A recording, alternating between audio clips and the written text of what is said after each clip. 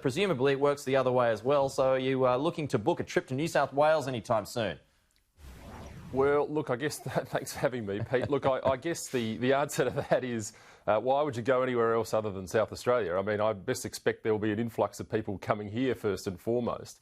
It's great news for SA. We've got I guess the school holidays coming up, and we've got plenty of attractions for people to come and see. It's really, I see it as being great reward for both states, New South Wales and SA, for the great job they've done in managing the crisis. We're now going to see an opportunity for people to continue to travel between those states. And from New South Wales' point of view, they've got the opportunity to come here and visit some of our brilliant wine regions, the best wine regions in the world, of course, as you know, and the York Peninsula, which is fantastic beaches, and the Eyre Peninsula. So it's a great shot in the arm, and what it says to the community is there is a path through this pandemic and a path back to normality, and it's a great place to be for South Australia and, of course, New South Wales as well. For people in New South Wales, with Victoria and Queensland basically out of play at the moment, do you sense that there is an opportunity for South Australia to basically steal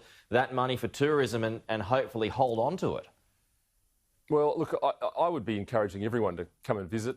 We do. I mean, New South Wales is the second largest generator of tourism revenue for South Australia, just behind Victoria. And, of course, Victoria's closed to the border now. And look, I mean, obviously Queensland has its appeal, but, South Australia, I spent a lot of time on the road in our regions, and there are a lot of hidden gems floating around out here. And I think people will find the opportunity to come to South Australia entirely refreshing. We've got places like Kangaroo Island, for example, which doesn't see as much tourism as it should, and the locals probably won't be happy with that because they love keeping it a secret. But it's magical terrain, and it's a great opportunity for people from all over the country to come and experience South Australia.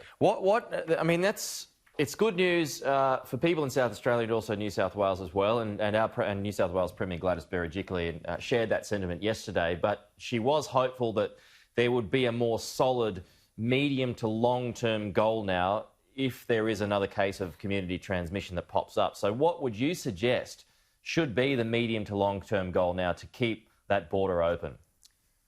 Well, look, I think it's critical that it does. I mean, this is a bit as the Prime Minister described several months back. It's a little bit about coming out from under the doona. And I think what we've shown here in South Australia is that this can be managed despite the occasional incident, as you described earlier on in the segment.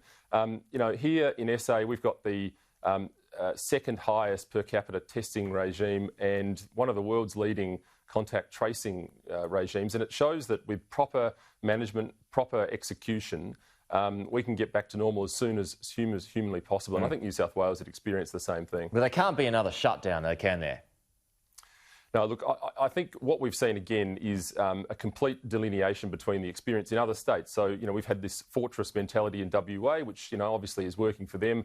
And then we've had the police state mentality from Victoria. And I think that really does show how slippery this slope is. And certainly that's not something we ever want to see replicated anywhere in Australia, but certainly not in SA.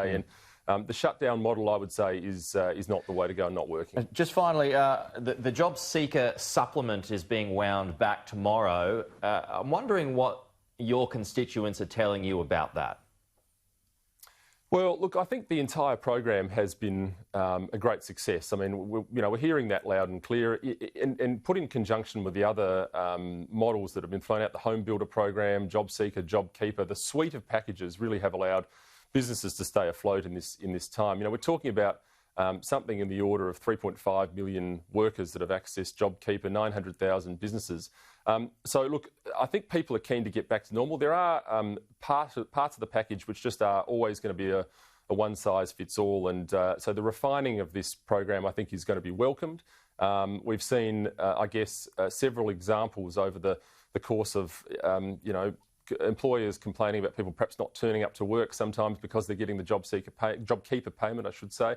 So I think as we iron out the kinks, we'll see that develop. But the truth is that we're spending $300 billion on these programs, and at some point, once again, to use that phrase, we have to come out from under the doona and get people re-engaged with the labour market.